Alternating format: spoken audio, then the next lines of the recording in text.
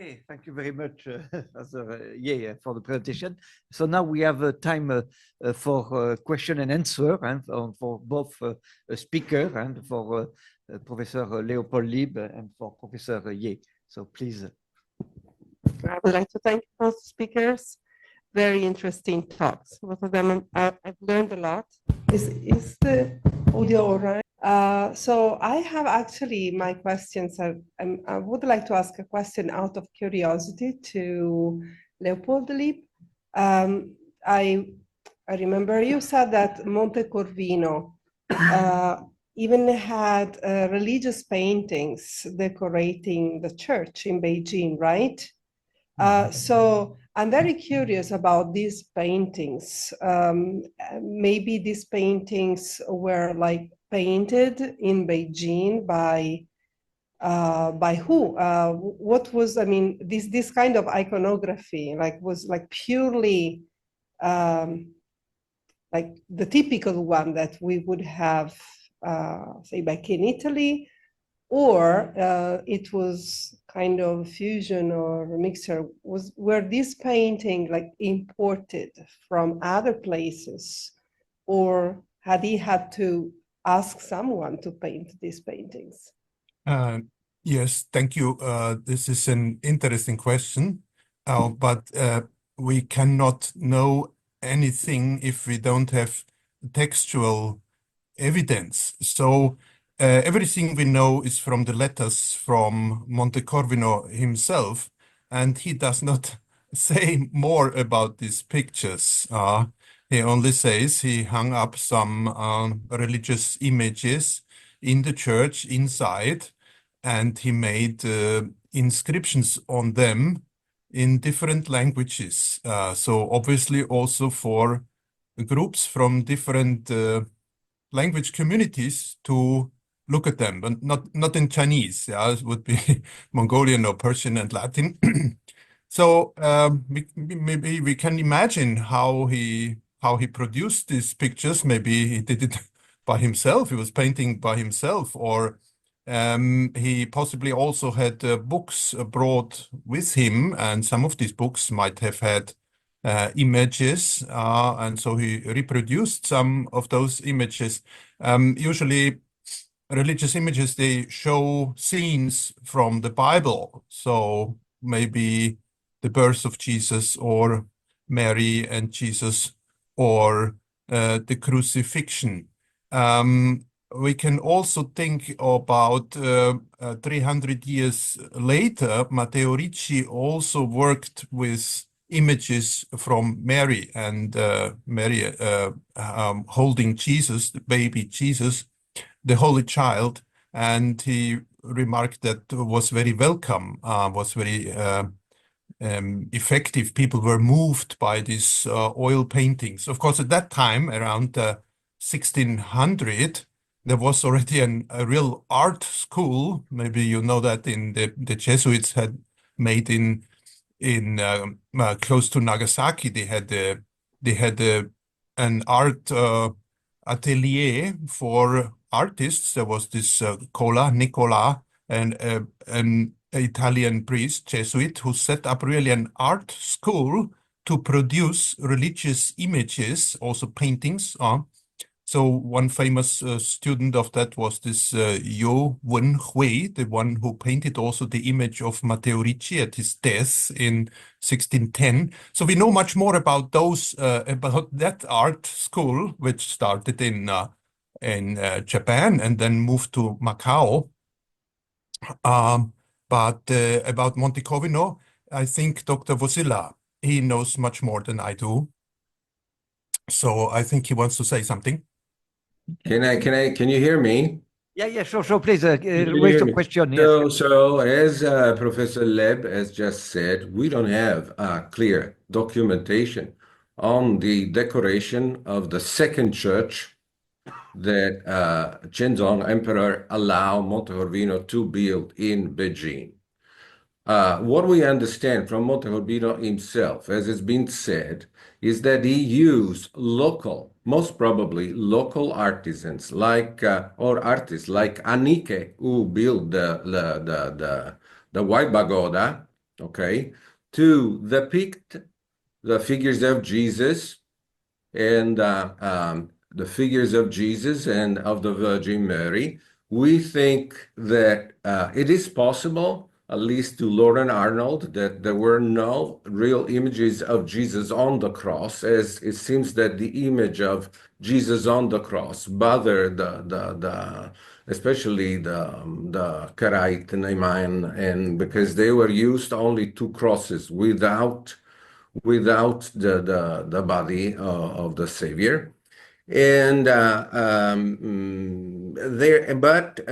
most surely, Montecorvino specifies that he wrote some kind of a legenda to have the people who visited the church understand which were the images depicted. And it is my contention that it was mostly they used the Uyghur, because the Uyghur had been the language, the official language of the Mongols also before the Pakspa.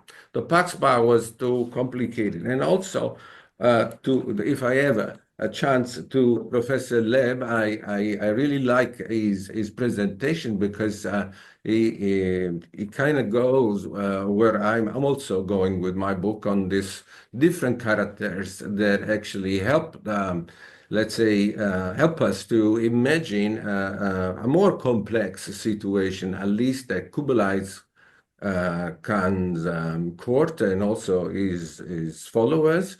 And so there is a multi-religious, let's say, identity, thanks to this like motherly line of Christian mothers that have been there. And about Qualisi himself was also a relative because he married twice in the family of Kublai.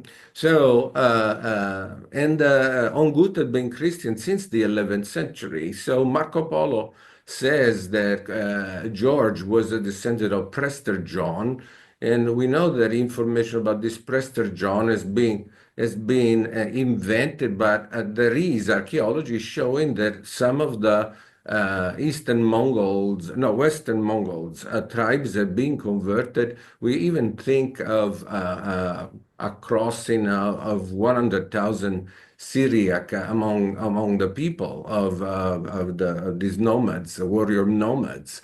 And Marco Polo refers to the Onguds as the whitest, meaning the most civilized, because of Christianity. He says this in the Milione. Also, I like, if I might, break a lance for the Dominicans, because, as we say in Italiano, because first of all, Montecorvino was sent to Kublai with Nicola di Pistoia, Domenicano. The poor guy died in Milapore in India. He never reached Beijing, but actually he showed the courage to go with Montecorvino to the unknown territories. A second, if I might cite, there is an interesting document of 1330, De statu condizione ac regimine magni canis, which documents the death of Montecorvino, 1330. It was written in Latin by the old attribution is the Dominican Archbishop of Sultanayeh in Persia, Giovanni da Cora, or Giovanni Cori, che dies 1340. He's a Dominican in Persia. And interestingly, the French version was written by a Franciscan, the Bernard de la Tour, who was the Archbishop of Salerno. Salerno is the place of Montecorvino's birth. And Giovanni da Cora Domenicano and Bernard de la Tour write about the adoration of pagan and non-pagan people at the Beijing tomb of Montecorvino. So he existed at some time, or if we take it not as Catholic propaganda, that is, but also this Giovanni da Cora writes something that I want to read.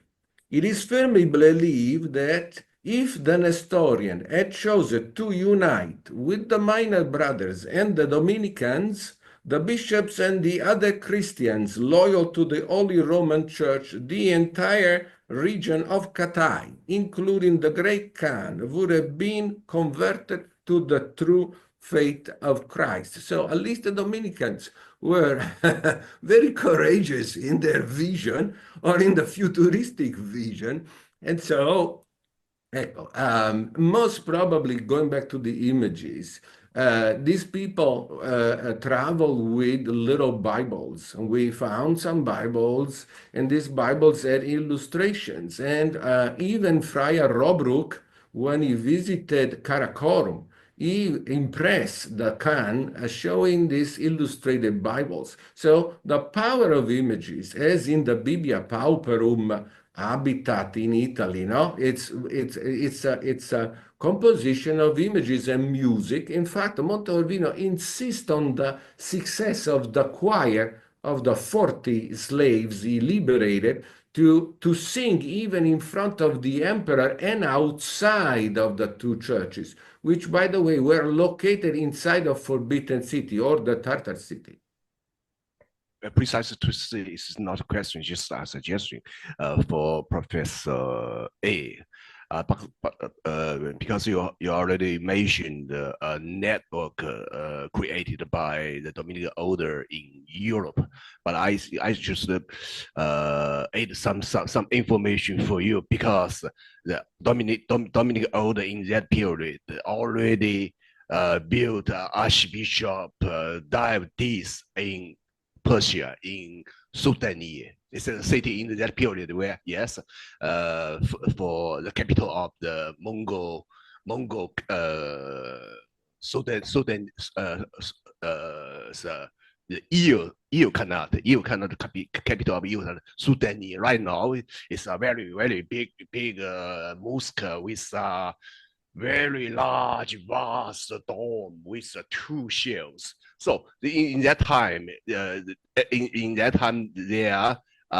Archbishop diocese created by the Dominican Order also possessed in control six bishop area in Asia. So I think, yeah, maybe you can add some information like this. So for your article, pretty good. Thank you. Yeah. Thank you. A small suggestion: the title of the work should be the Dévisement du Monde, not Divisement. I saw both versions. Yeah. I saw and then the question is about the originality of the text.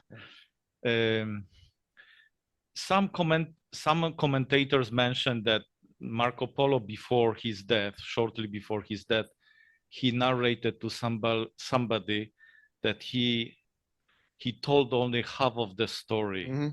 Okay. Mm-hmm. Yeah. Half of what he experienced, what he saw. Right. So there are speculations about authenticity of the text. Actually, Rustichello was the author who stayed with him in the prison for some time, and Marco Polo was narrating all these things. And Rustichello was famous romantic author. I mean, a romantic style. So a lot of stories, a lot of freestyle, a lot of imagination. So some say that even he used some passages from his own books and included in Le Dévisement du Monde. And so it was very creative. Some really put in doubt the authenticity of the book, that even Marco Polo actually never went to the places which he speaks about. He speaks about them because he heard from others about those. So, of course, we cannot expect from the Dominicans at that time to have a critical apparatus, right, to do a historical study of the text, textual study.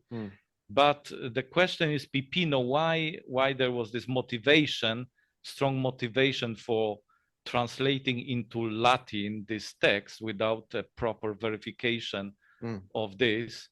And then the first is question about authenticity, and second is about strategy. You mentioned that, yes, Dominicans were using it for sermons and so on, but I think there might be political reason behind that. There was a time when Vatican not Vatican, the Holy See at the time was looking for allies against the Islamic invasion. So they wanted to promote this text as a source of information for expansion of the Dominican mission, of the Christian mission in the East. What do you think about this? Thanks for that. Yes. So I'm not sure that the Dominicans were really so naive. No, okay, I don't know, because the story about Marco Polo's last words on his deathbed, they are reported by Jacopo d'Acqui. Yes, in the Chronica Imaginis Mundi. Yes. So some friars were aware that maybe Marco Polo was not entirely literal in his reporting. So yeah, so I think that would be the case. But I don't think that we should think about the text, Il Milione, as really, a travel literature or historical reportage. I'm not sure, but I think that we could think of it nowadays as like a memoir, because Marco Polo presents himself as someone who reported what he saw to Kublai Khan, right? And Kublai Khan was very interested to know about how people lived, how they governed themselves in the different places, right? So I think that the value of Marco Polo's text is not so much about what we learn from history or even the stories that we can tell for preaching, but actually that it opened up the eyes of many friars, religious, and to think about where Christians were and where we could go to preach to the Gentiles. So in that sense, maybe it's political, that if you took Marco Polo's text as an inspiration, then you might think of it as an impetus to go to the missions. Thank you very much. So I think we are running out of time now. So thank you for all the speakers and all the questions. And now we have a break before we enter into the final session for today. Thank you.